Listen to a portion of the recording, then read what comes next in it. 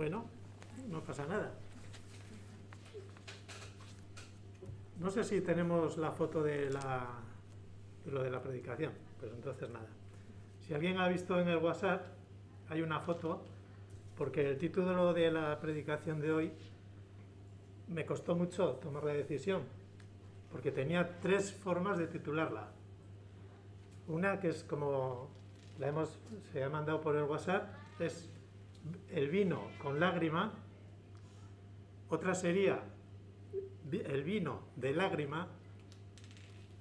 Y como dice la palabra, que no añadáis ni una tilde a la palabra, yo dije, pues nada, la tercera forma sería el vino con lágrima. Son 3 formas diferentes de titular lo que yo quiero compartir con vosotros hoy. No sé si veis alguna relación, pero espero que al final de todo haya sabido llegar a vosotros y que podáis entenderla. El título entonces vamos a dejarlo como lo mandé, el vino con lágrima. ¿Alguien sabe de qué se habla cuando se dice que el vino tiene lágrima? Sé que bebéis vino, entonces podéis hacerlo, no os dé vergüenza. ¿Qué es la lágrima del vino? En la foto había una copa que los que catan el vino la cogen, la miran, en el color, la huelen, le dan vueltitas. ¿Habéis visto eso alguna vez? Yo también lo he visto, digo, qué curioso. Pues lo que están haciendo cuando dan las vueltitas es hacer que el vino se pose sobre las paredes de la copa y luego desciende sobre el cristal. Y en la foto se veían cómo va formando unos chorritos, que eso es la lágrima del vino. Entonces, un vino que tiene lágrima, un vino con lágrima, normalmente es un vino de más calidad por el grado de alcohol que tiene, que es lo que le hace que caigan esas gotitas con más o menos rapidez al resto de la copa. El vino con lágrima. El vino de lágrima es otra cosa diferente. Y el vino con lágrimas es otra cosa totalmente diferente. Lo iremos viendo. Yo he tenido diferentes trabajos en mi vida laboral y al principio de todo, empecé en la construcción así, pero tuve un trabajo, no sé si algunos sabéis, de los que me conocéis de hace tiempo, que fui pescatero. Andrés pone cara, ¿cómo? Sí, mi hermana abrió una pescadería y yo trabajé con ella. Y entonces no estuve mucho tiempo, porque a mí el pescado la verdad que no es por el olor, pero bueno, no. Entonces estuve trabajando con ella y yo era bastante recién convertido y todas las cosas que hacía veía alguna aplicación de lo que aprendía de la Biblia, y porque era recién convertido tenía ese amor del primer momento y veía las cosas de Dios en todo. Y yo en mi trabajo en la pescadería hubo un detalle que me llamó la atención y dije, esto, joder, qué curioso. ¿Y sabéis lo que es? El perejil. Antes en las pescaderías, en todas las pescaderías se vendía el pescado y tenías el perejil para darle para hacer el guiso. Entonces, nosotros vendíamos, dábamos el perejil y recogíamos la pescadería. Y cuando terminábamos de recoger la pescadería, ¿qué hacíamos? Recoger el perejil que sobraba. Un ejemplo. Luego lo explicaré más. Otro ejemplo de mi trabajo que tuve hace mucho tiempo fue cuando yo estuve vendiendo, que he vendido muchas cosas, y una de las cosas que vendí fue vino, que por eso es un poco el tema de lo de hoy. Y visitando una bodega, nos enseñaron allí todos los procesos y las cosas, y a mí me llamó la atención mucho el vino de lágrima. ¿Alguien sabe qué es el vino de lágrima? María Ángeles sí, porque se lo he dicho muchas veces. Y lo ha probado. Pati también lo ha probado, pero no sabe exactamente qué es el vino de lágrima, si no hubiera levantado la mano. Si sabe, bueno, pues lo explicaré también. Pero ese es el segundo ejemplo que tengo para esta mañana sobre cosas espirituales que puedo aplicar a cosas que me han pasado en el trabajo. El perejil, la Biblia no habla mucho. ¿Del vino? ¿Os suena que se hable del vino? A ver, venga, pues ahora colaboráis un poco y me decís, ¿dónde se habla en la Biblia del vino? Génesis, Génesis, preparaos, Abraham, Génesis, ¿qué pasa con el vino? Noé, ¿qué he dicho Abraham? Seguro. Me despista, Andrés. Noé, en Génesis, ¿qué pasó con Génesis en el capítulo 2, versículo 20? Cuando se terminó el diluvio y salió Noé del arca, ¿qué pasó? ¡No! Plantó un viñedo. Lo primero es plantar la viña y luego recoger la uva, hacer el vino y entonces emborracharse. Pero en la Biblia habla de viñedos. El primero en Génesis, el viñedo. Por el resto de la Biblia hablamos de viñedos, de vid, de vino. ¿Os suena? Sí. ¿Algún ejemplo más? Bodas de Caná. El vino para las bodas, el vino que alegra, muy bien. Otra cosa. La Santa Cena, muy bien. Más cosas.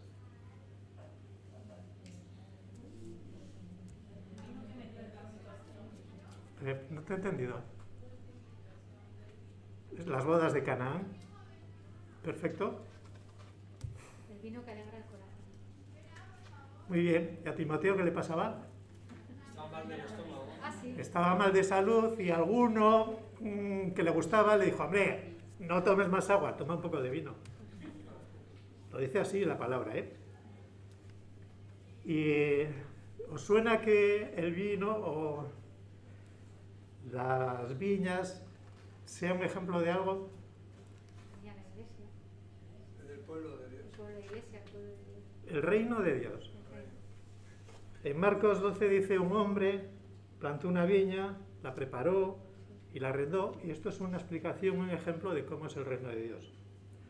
Mateo 10, un hombre salió a contratar obreros para su viña. Y el gran ejemplo en toda la Biblia que tenemos es de que Jesús es la vid. Sí, es verdad. Terminaríamos en Apocalipsis, por nombrar algo de Apocalipsis, en 14:19, que dice que el ángel arrojó su hoz a la tierra y vendimió la viña de la tierra y echó las uvas en el gran lagar de la ira de Dios. Tenemos estos asuntos desde el principio de la Biblia hasta el final.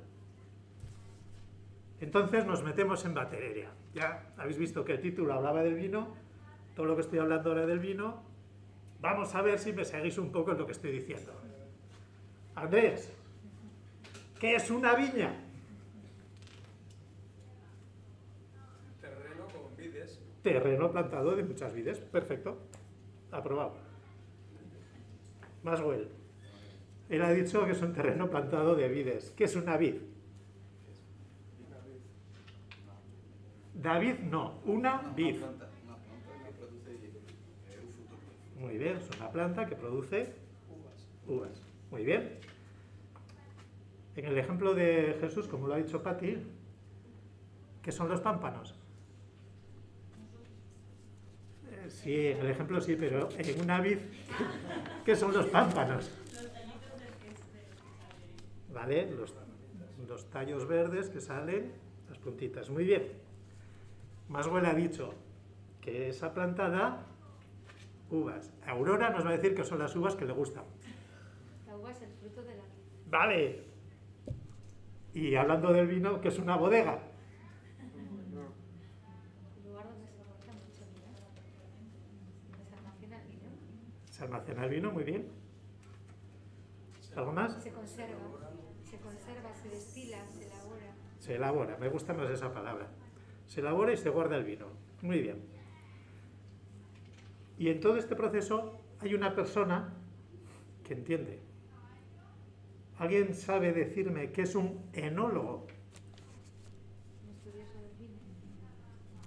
Aurora, como ha dicho mucho y no lo habéis oído, que se calle y lo diga otro. Jaime lo sabe. Bueno, ha estudiado sobre los vinos y entonces es una persona entendida en vinos, en la elaboración de vinos. No es el que conoce diferentes marcas, sino el que sabe cómo hacer el vino. El que conoce las marcas y así es el maître, ese que es un entendido, que tiene también un nombre raro, pero es sommelier.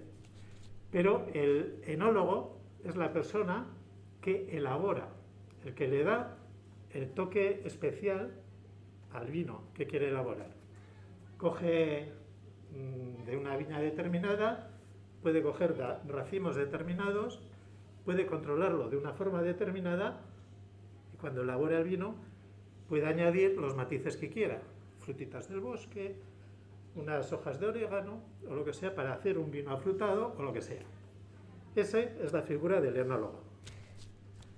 Y esta persona lo que hace es jugarse su prestigio cuando dice que tiene un vino de autor. ¿Habéis oído alguna vez esa palabra? Vino de autor. Es el vino especial que está haciendo ese enólogo concreto para esa bodega en concreto. Vale. Este vino de autor se puede dividir en dos tipos. El vino cosechero, el de la cosecha, y el vino de lágrima, que ya lo explicaré. Cosechero, de lágrima, del vino de autor. Hasta aquí me seguís. Vamos a espiritualizarlo. ¿Vale? Vamos a coger tres figuras. Las uvas. ¿Quién son las uvas? El fruto de la vid. Sí, pero ahora espiritualizado. ¿Quién son las uvas? Uvas. No. Las uvas. Os voy a dar una pista. ¿Cuántos? Por ahí van. Maswell, ¿cuánto pesas? 80 y algo. Maswell es una uva de 80 y algo kilos. Andrés, ¿cuánto pesas? Entre 70 y 80. Andrés es una uva parecido de peso. Dos uvas majas, sabrosas. Además me he fijado, el ejemplo es de ellos porque tienen una piel lustrosa. Uvas. Entonces, ¿quiénes son las uvas? Nosotros. ¿Vale? Son las personas. Yo iría un poco más espiritual. Vamos a ser los creyentes y lo vamos a explicar ahora con algún texto. También hay otra cosa aquí que me la he saltado, no he preguntado. Lo pregunto ahora. ¿Qué es un lagar? Lagar. Donde se pisa. Donde se pisa la uva. ¿Para hacer qué? El mosto. Lo que se hace es el mosto, el zumo de la uva. Y luego ya se procesa para hacer el vino. El lagar. Pues, ¿qué es el lagar? Si las uvas son los creyentes, se van a echar al lagar para ser pisadas. ¿Qué es el lagar? Casi no. La iglesia. La iglesia normal, general. Yo pondría el ejemplo de que es la iglesia local. Porque hay diferentes lagares donde se echan diferentes las uvas. Las uvas son los creyentes, el lagar vamos a decir que es la iglesia local.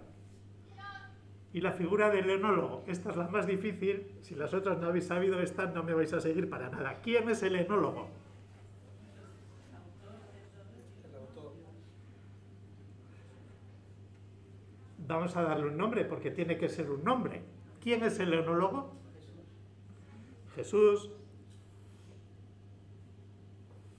Nadie más. Gracias, Jeru. Aquí os quería pillar, pero como os estoy pillando con todas, el enólogo, para mí, importante, es el Espíritu Santo. Y lo ha dicho muy bien esta mañana Andrés, aquí cuando ha hablado de él. Normalmente suele ser el gran desconocido, el gran olvidado, pero el enólogo es el que trabaja, el que cuida, el que mima. ¿Y quién hace eso en nuestras vidas? El Espíritu Santo. Normalmente le achacamos toda la obra a Jesús. Porque Jesús mora en nuestros corazones, Él cuida de mí, Él hace... Y está bien, pero esa es la función del Espíritu Santo, que mora en mí. Y Jesús está en el cielo, sentado a la diestra del Padre, intercediendo por nosotros. Las uvas, los creyentes. Me gustaría decir, las uvas, nosotros. El lagar, esta iglesia. Y el enólogo, el Espíritu Santo que está dentro de cada uno de nosotros. Si hubierais dicho, Dios es el enólogo, no, Dios es el dueño de la viña. Y Jesús es la vid. El enólogo, el Espíritu Santo. Vamos a leer, por favor, el texto de Hebreos 10, del 14 al 25, que ese sí que sé que lo tenéis ahí para poner, por si lo queréis leer a la vez. Que dice así.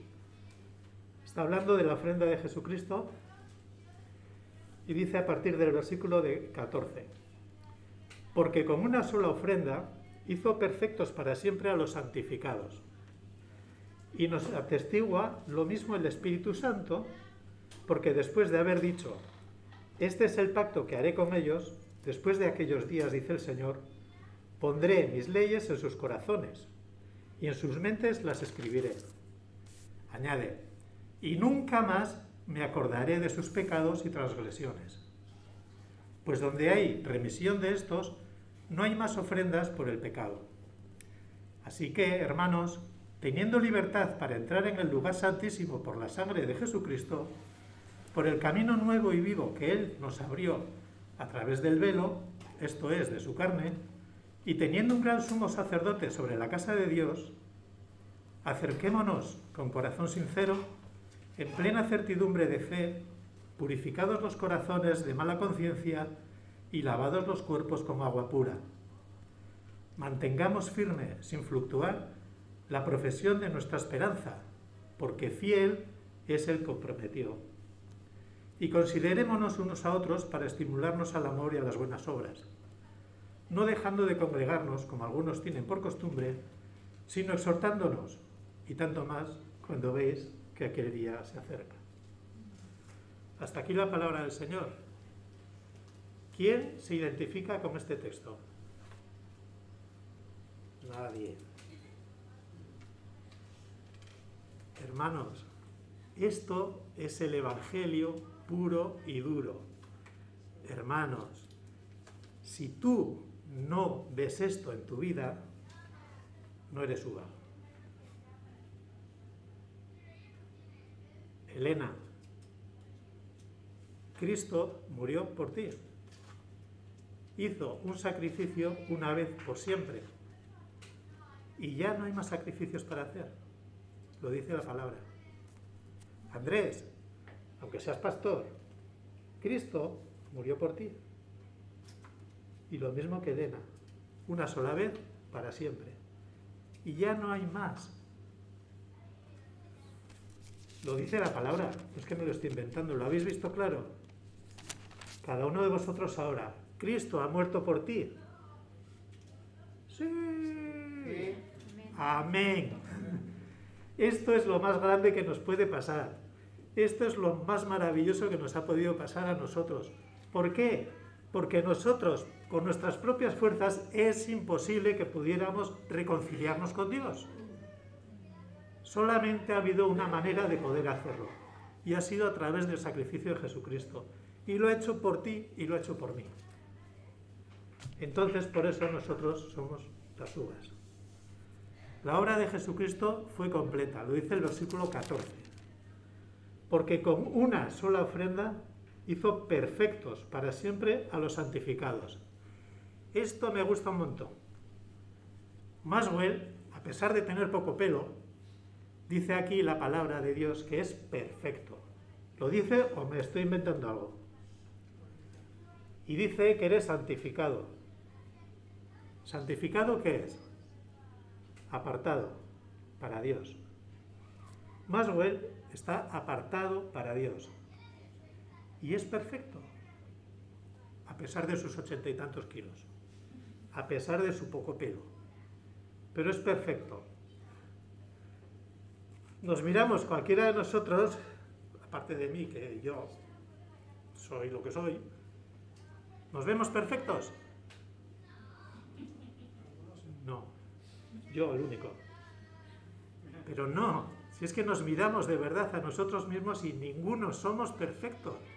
Pero dice aquí que sí, que Jesús nos hizo perfectos. Delante de Dios yo soy perfecto. Aquí me gustaría poner un ejemplo, pero no he traído nada. Si tú tienes una llave fija, ¿sabéis lo que es una llave fija? Para ti sí, porque trabaja en mantenimiento. ¿Los demás? Sí. Una llave fija. Mango y la puntita ahí para una tuerca de 10 y por la otra parte de 8. Una llave fija. ¿Es una herramienta perfecta? Algo que está hecho. No, porque si es un destornillador no vale. Exacto. Eso es lo que pasa con nosotros. Somos perfectos para Dios, para lo que Él nos quiere utilizar. Y cada uno somos diferente del otro porque somos perfectos para lo que cada uno Dios va a hacer con nosotros. Eso es muy importante. Eso nos hace tener un valor muy especial para Dios, porque Dios quiere algo muy especial para cada uno de nosotros. La obra de Jesucristo fue completa. Y Dios hizo un nuevo pacto aquí. En el versículo 16 y 17 dice que pondré mis leyes en sus corazones y en sus mentes las escribiré. Y dice, nunca más me acordaré de sus pecados y transgresiones. ¡Ole! Teníamos que estar dando botes de alegría, porque Dios, una vez que nos ha perdonado, no se acuerda para nunca, nunca, nunca, nunca de nuestros pecados y nuestras transgresiones. Y es un pacto, y Dios es el que ha hecho el pacto. Y como ha dicho también, creo que ha sido Andrés esta mañana, y lo digo yo aquí porque me lo tenía apuntado, Dios es fiel, y Dios cumple sus pactos, y Dios cumple sus promesas. El versículo 18, donde hay remisión de pecados, no hay más ofrendas por el pecado. No tenemos que hacer nada más para alcanzar el perdón, porque lo único es la sangre de Jesucristo, es lo único que nos puede limpiar y dar el perdón. Dice más, no necesitamos ningún intermediario en el versículo 19. Así que, hermanos, teniendo libertad para entrar en el lugar santísimo por la sangre de Jesucristo, por el camino nuevo y vivo que Él nos abrió a través del velo, esto es, de su carne, y teniendo un gran sumo sacerdote o sacerdote sobre la casa de Dios, ¿qué dice aquí? Acerquémonos con corazones sinceros, en plena certidumbre de fe, purificados los corazones de mala conciencia y lavados los cuerpos con agua pura. Antes, no voy a pararme en el detalle de cómo era el tabernáculo, el lugar santísimo. Nadie podía entrar al lugar santísimo donde está Dios. Cuando murió Jesucristo, se rompió el velo. Y como dice aquí, se creó un nuevo camino a través de la sangre de Jesucristo. Si estamos limpios con la sangre de Jesucristo, tenemos entrada libre al santuario, entrada libre a la presencia directa de Dios. ¿Necesitamos algún intermediario? ¿No? Es lo que dice aquí. ¿Tenemos que entrar con miedo delante de la presencia de Dios? Si nos miramos a nosotros mismos, tendríamos que entrar aterrorizados, porque Dios es santo y nosotros no. Pero a través de la sangre de Cristo, Dios nos ve santos, igual de santos que Él. Y podemos entrar confiadamente porque para Dios, los que hemos creído, somos santos. Hasta aquí son las uvas.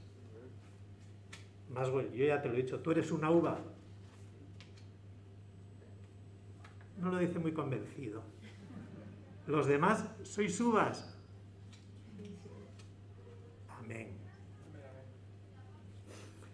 Cuando hay una cosa así importante en la Biblia y queremos hacerla personal, es interesante poderla leer en primera persona.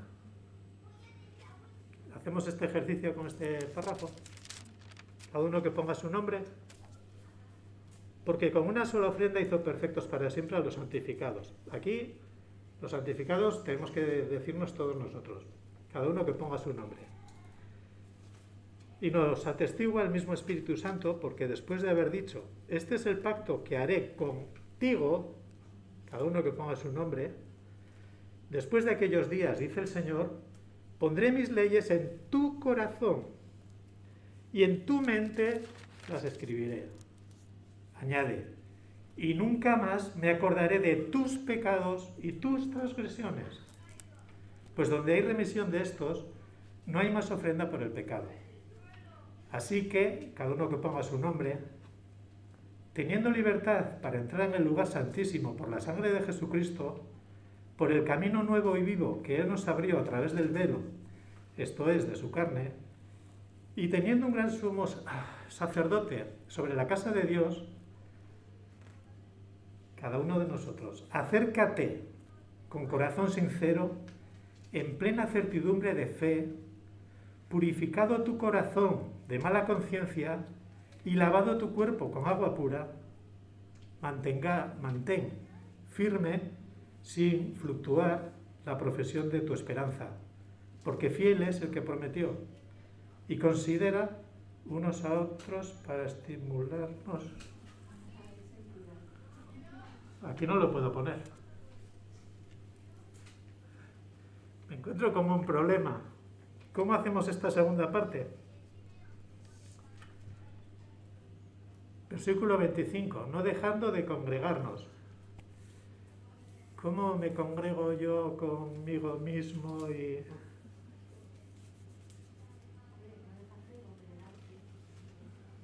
Sí, pero aquí implica algo.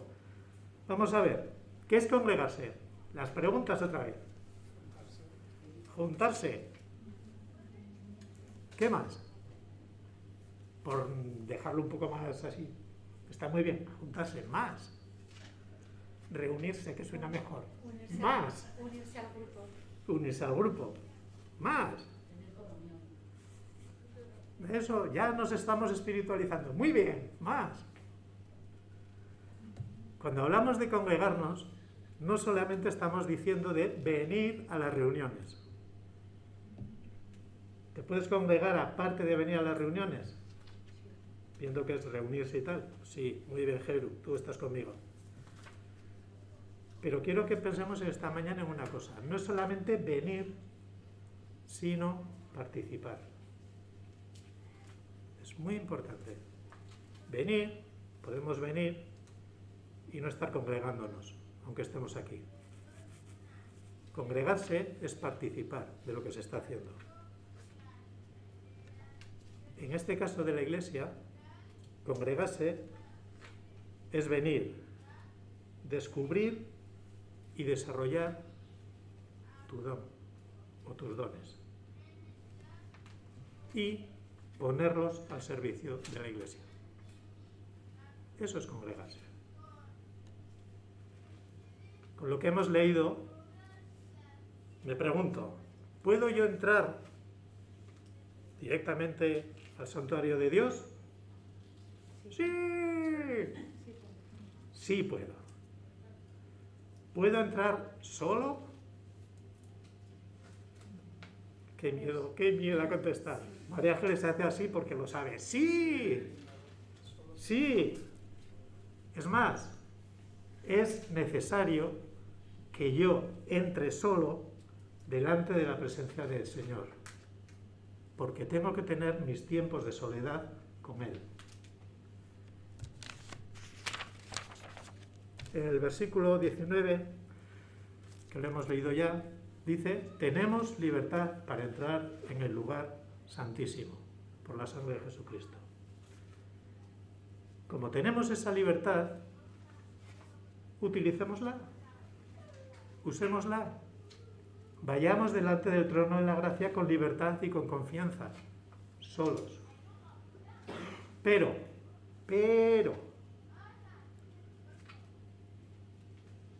¿es esto lo que el enólogo, que hemos dicho quién era el enólogo? El Espíritu Santo, desea? ¿Que únicamente entremos solos a la presencia de Dios? Esta es pregunta importante, tienes que contestarla. Uno por ahí, venga, ¿quién da más?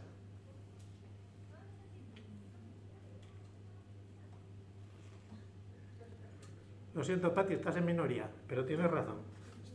No, el enólogo lo que quiere hacer es trabajar. Y el enólogo lo que hace es vino. Y el enólogo quiere utilizar sus uvas para hacer vino. No puede hacer vino solamente, aunque sea un grano gordo de 80 kilos como Maxwell, no puede hacer mucho vino con eso solo. O sí, es grande, pero tanto no.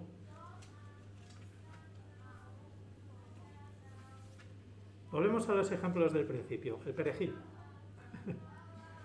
¿Qué pasaba con el perejil cuando se recogía? Para ver si me seguís. Se marchitaría. ¿Eh? Se marchitaría. Precisamente recogíamos el perejil para que no se marchitara. Porque lo que hacíamos era coger todo el perejil que sobraba en un manojo, envolverlo en papel de estraza para que mantuviera la humedad. Si se quedaba algún perejil por ahí suelto, se secaba. Para el día siguiente el perejil que estaba envueltito, metido en la cámara así, se podía utilizar sin ningún problema. Pero el que estaba suelto, se secaba. Es bueno estar en un manojo. Es bueno estar juntos. Es bueno estar en el lagar. Salmo 133, que no lo tenéis por ahí, pero me gusta mucho y antes era una canción en mis tiempos. 133, ¿a qué os suena? Mirad cuán bueno y cuán delicioso es habitar los hermanos juntos en armonía. ¿Os suena? Dice, es como el buen óleo sobre la cabeza, el cual desciende sobre la barba de Aarón, y baja hasta el borde de sus vestiduras. Como el rocío de Hermón, que desciende sobre los montes de Sión. Porque allí envía Jehová bendición y vida eterna. Es una canción muy bonita, que es una pena que por vieja hay muchos sitios que no se canta ya, pero es muy bonita. Y nos tiene que hacer pensar la importancia de venir y estar todos juntos. Nos encontramos, si os habéis dado cuenta, ya en el lagar. Vamos a leer en Eclesiastés 4, del 9 al 12.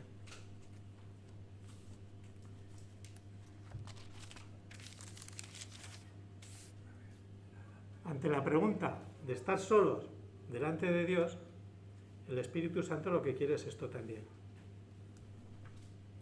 Mejores son dos que uno. ¿Os suena también esto? A Maxwell sí, más vale que es el único que le suenan las cosas que voy diciendo.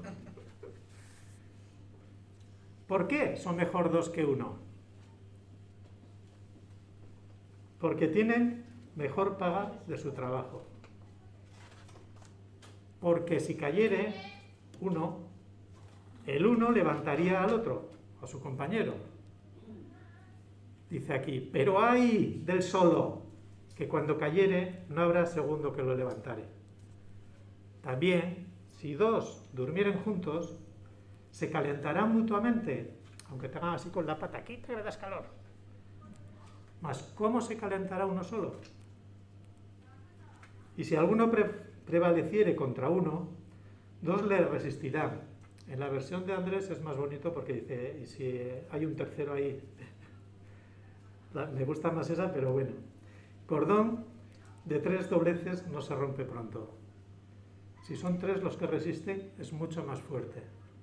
Entonces, aquí nos están exhortando a que tengamos una unidad con el resto de los creyentes.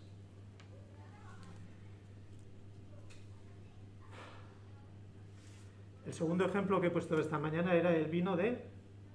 Lágrimas. Bien, digo, a ver si hablo con una especie de autor. No, el de lágrima.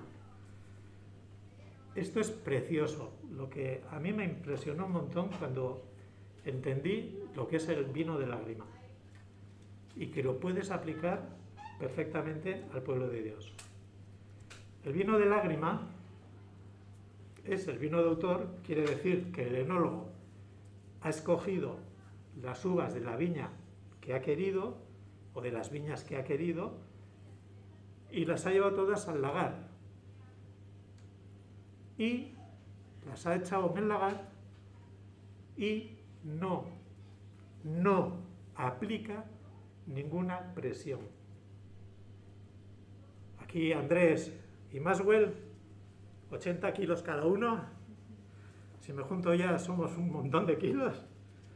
Si somos uvas, en vez de tener huesos y cosas fuertes, si estamos los tres y nos abrazamos fuerte, un abrazo de oso, a mí me harían daño, pero los demás, ¿qué pasaría si somos uvas? Soltaríamos el juguillo. Si nos apretamos nosotros, solamente nosotros, chorrearía el mosto. Esto es el vino de lágrima. Es el vino, el mosto, que se recoge solamente por el peso, propio peso de las uvas. Se amontona y todo el chorrillo que sale, el enólogo esto lo recoge para hacer su vino de lágrima. Y es de lágrima por eso, porque la presión hace que suelte el zumo. Después echa el resto de la cosecha y la prensa aprieta. Y a todos, a los de lágrima y a los otros, hace el vino de autor. Pero ya ha sacado el vino de lágrima. Me gusta mucho esta ilustración, me encanta. Entonces la pregunta, ya hemos visto que es congregarse, vamos a ver, ¿para qué nos congregamos? Para soltar el juguillo, porque te lo acabo de decir. ¿Pero qué más? Esto tenéis que decirlo. Venga, que hemos venido aquí hoy para algo. Para alabar a Dios. Muy bien, gloria a Dios. Más cosas.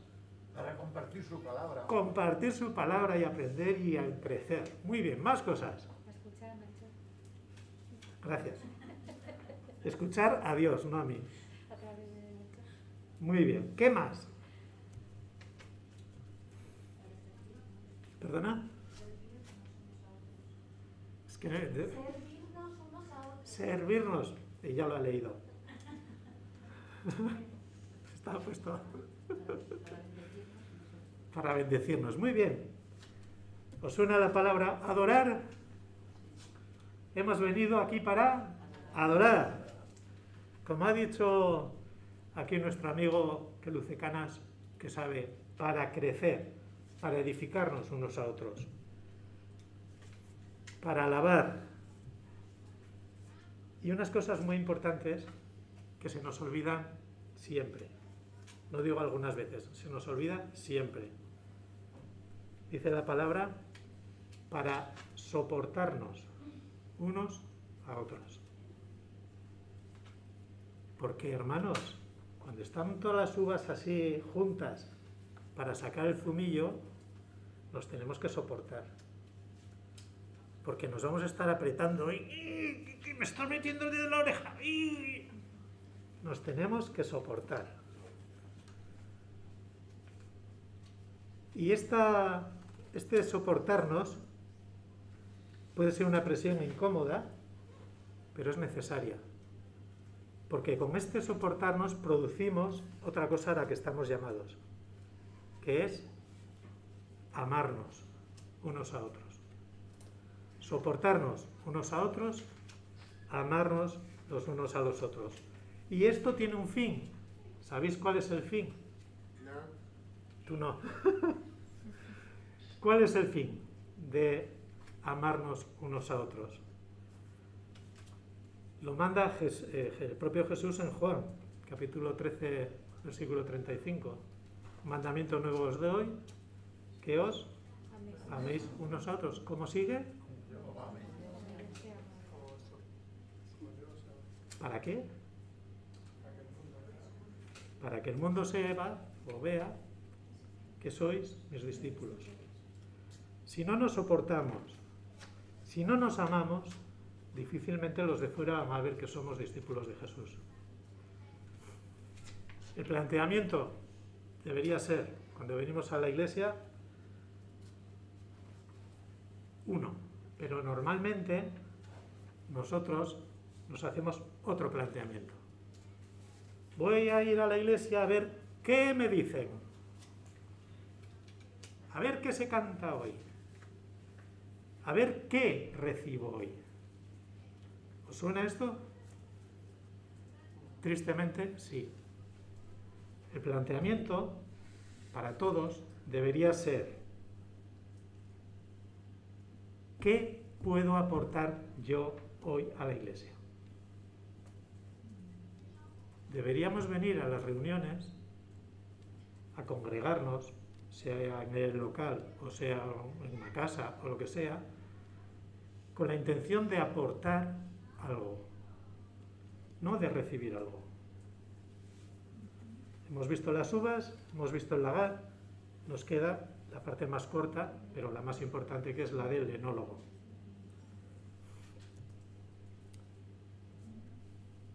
Según los ejemplos que he puesto ahora de las uvas, yo veo que hay 3 tipos de uvas. ¿Me habéis seguido? No mucho. Las uvas que son echadas para hacer el vino de lágrima, el resto de uvas y las uvas que se quedan con el perejil por ahí sueltas. 3 tipos de uvas. La obra del enólogo, del Espíritu Santo, ¿qué puede hacer con cada una de estas uvas? Con las uvas que vienen, y volvemos al título del principio, que es el vino con lágrimas, las que vienen presionados, los que vienen por obligación, los que vienen porque tengo una responsabilidad y no me puedo escaquear, los que vienen porque es que a lo mejor si no voy al culto no soy salvo. Los que vienen así son los que se quedan fuera. Y tristemente, en estos días hay mucha gente que es así. Yo, del trasfondo católico que vengo, a ti ya sé que no, porque algunas veces hablamos así, como no lo ha mamado, pero siempre estábamos presionados con la cosa del domingo, día de guardar, y si no ibas a la iglesia era un pecado mortal. Ahora ya se sacaron la cosilla de que, bueno, pero puedes ir el sábado para suplir y el domingo no vas. Pero no venir a una reunión no es pecado, no pasa nada. Venir sin ganas no es pecado, pero sí pasa. Te pierdes mucho y haces que otros se pierdan mucho. Con las uvas que el enólogo quiere utilizar para el vino de lágrima, puede hacer un vino excepcional de lágrima. Para los que vienen con lágrimas, solamente puede hacer un vino cosechero. Y con los que se quedan fuera, no se congregan porque no entienden que hay que congregarse, se quedan en sus casas, o dicen, yo no necesito, porque fíjate esto, pues fíjate lo otro, porque yo tengo libertad para ir, sí, pero hay algo más. Los que se quedan fuera se secan como el perejil, pero se secan también como las uvas, y solamente se pueden hacer pasas. Se lo comenté a María Ángeles, mi crítica, y dijo, hombre, no digas lo de pasas porque están tan buenas. Digo, sí, están muy buenas. ¿Se pueden utilizar para repostería? Sí, efectivamente, son muy buenas, pero solo valen para eso. ¿Pero para qué quiere utilizarte el Espíritu Santo? Para vino. Si eres pasa, no puedes ser vino. Si eres pasa, estarás muy buena para repostería, lo que sea. ¿A quién estarás dando gloria? Al mundo. Si eres vino, aunque vengas, como estamos diciendo, con lágrima, ¿a quién al final terminas dando gloria, siendo vino, a Dios. Esa es la gran diferencia. Las uvas que no son prensadas no producen vino y no pueden ser utilizadas por el Espíritu Santo, que es el enólogo. Terminamos. Repito otra vez que vivimos en una época donde venir a la iglesia puede convertirse en un requisito que nos ayude a nuestra salvación, y esto es una equivocación muy grande.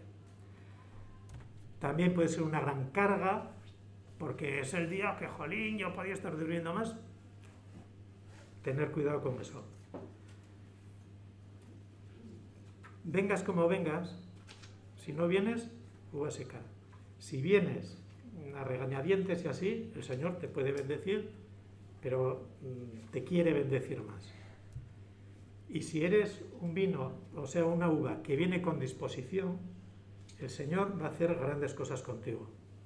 Cuando entendemos la importancia de compartir con otros hermanos, animarnos, ayudarnos, servirnos, conocer y suplir las necesidades de los demás, consolarnos, crecer juntos, alabar juntos, tener un proyecto común, ser más fuertes que estando solos, es cuando el deseo de nuestro corazón de acudir a la congregación para poder compartir con otros las enseñanzas de Jesús y aplicarlas en el día a día, esto nos impulsará a no dejar de congregarnos, porque será nuestro deseo, será nuestro anhelo estar con los hermanos y compartir. Es solamente entonces, en este caso, cuando el gran enólogo, el Espíritu Santo, obtendrá de nuestra presión por contacto, estos abrazos que nos hace chorrear el mosto, el estimado vino de lágrima. Un precioso vino de lágrima que puede impactar en esta sociedad tan necesitada. Y con este vino le daremos el prestigio a Él y no a nosotros. ¿Qué es mejor? ¿El vino con lágrimas o el vino de lágrimas? ¿No congregarte te condena? No. Pero el Espíritu Santo no va a poder hacer contigo lo que desea hacer a través de ti. Nunca vas a poder ser vino si no te congregas. Es un poco la conclusión de lo que en este pasaje he entendido yo. Y me gustaría animaros a todos a que cuando se congregue, cuando se venga, pensar en qué puedo aportar yo a mis hermanos para glorificar a Dios. Que el Señor nos bendiga.